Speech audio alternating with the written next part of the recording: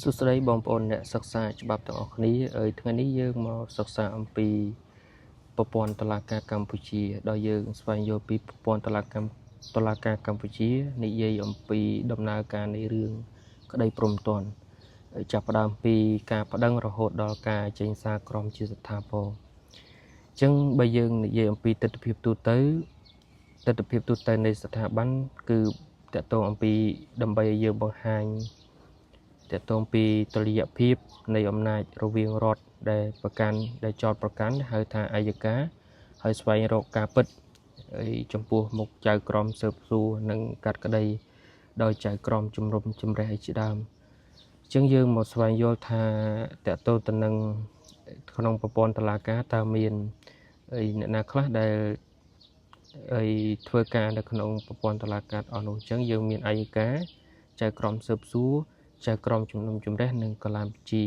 ហើយទន្ទឹមនឹងនោះក៏មានមេធាវីដើមបណ្ដឹងចុងបណ្ដឹងអីជាដើមអញ្ចឹងតកតងទៅនឹងស្ថាប័នអัยការតំណាងឲ្យផលប្រយោជន៍សាធារណៈដែលជាអ្នកផ្ដើមចោទប្រកាន់ហើយចំពោះស្ថាប័នស៊ើបសួរនិងជំនុំជម្រះជាស្ថាប័ន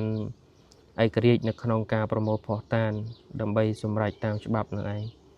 ហើយយើងមកចូលមកដល់អំពីដំណើរការនីតិវិធីព្រំទាន់អញ្ចឹងនីតិវិធីព្រំទាន់គឺមាន3ដំណាក់កាលផ្សេងពីគ្នាដោយមានដំណាក់កាលទី1ទី2និងទី3អញ្ចឹងយើងមកយល់ពីដំណាក់កាលសិនដំណាក់កាលទាំង3ហ្នឹងគឺវាមានន័យសារៈសំខាន់មែនទែនចំពោះដំណើរការក្នុងប្រព័ន្ធតុលាការហើយប្រព័ន្ធតុលាការដែលយើងនិយាយអំពីដំណាក់កាលទី1ហ្នឹងគឺជាដំណាក់កាលចោទប្រកាន់នឹងឯងអញ្ចឹងដំណាក់កាលចោទប្រកាន់ហ្នឹងដឹកនាំដោយស្ថាប័នអัยការចាប់ផ្ដើមពីការប្តឹងរបស់ជនរងគ្រោះឬរបាយការណ៍ពីនគរបាលយុត្តិធម៌ហើយក្នុងនោះមានព្រះរាជអាជ្ញាពិនិត្យភស្តុតាងជាបឋមជាដើមតកតងទៅនឹងរឿងក្តីកើតឡើងហើយសេចក្តីសម្រេចតម្កល់ទុករឿងឥតចាត់ការឬក៏បើកការស៊ើបសួរគឺចេញដីកាសន្និដ្ឋានជាដើមអញ្ចឹងយើងត្រូវសម្គាល់ថានីតិវិធីត្រូវបានអនុម័តតាមច្បាប់ជាធរមានដើម្បីធានាបានសិទ្ធិរបស់ជនជាប់ចោទនិងជនរងគ្រោះជាដើមហើយយើងចូលដល់ដំណាក់កាលទី2យើងនិយាយអំពីដំណាក់កាលស៊ើបសួរដឹកនាំដោយស្ថាប័នស៊ើបសួរអញ្ចឹងចៅក្រមស៊ើបសួរត្រូវប្រមូលភស្តុតាងនិងសួរចម្លើយគ្រប់ភាគីហើយអាចចេញជាដីកាបង្គាប់ឲ្យឃុំខ្លួនបណ្ដោះអាសន្នក្នុងករណីបើចាំបាច់ហើយបញ្ចប់ដោយដីកាដោះស្រាយ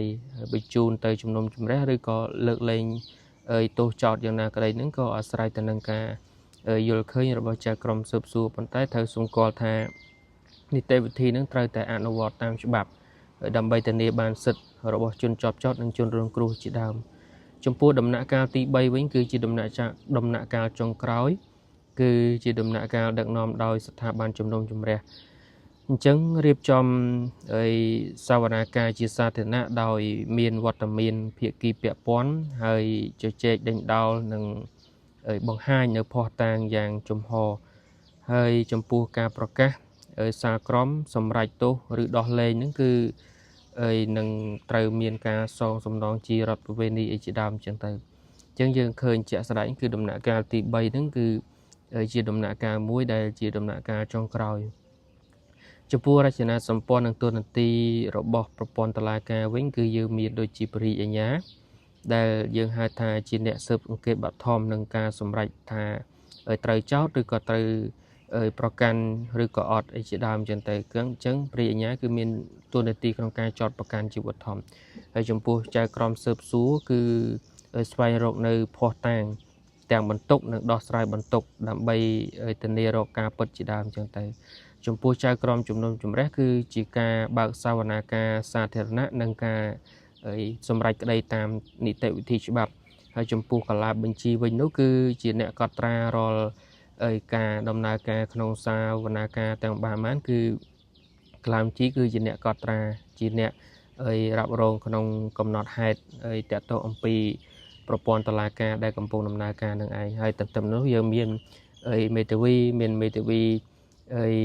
ដើមចោតនិងចុងចោតអីជាដើមប៉ុន្តែក្នុងនេះយើងមិនបានដាក់បង្ហាញទេដោយសារតែយើងសិក្សាអំពីប្រព័ន្ធតុលាការដែល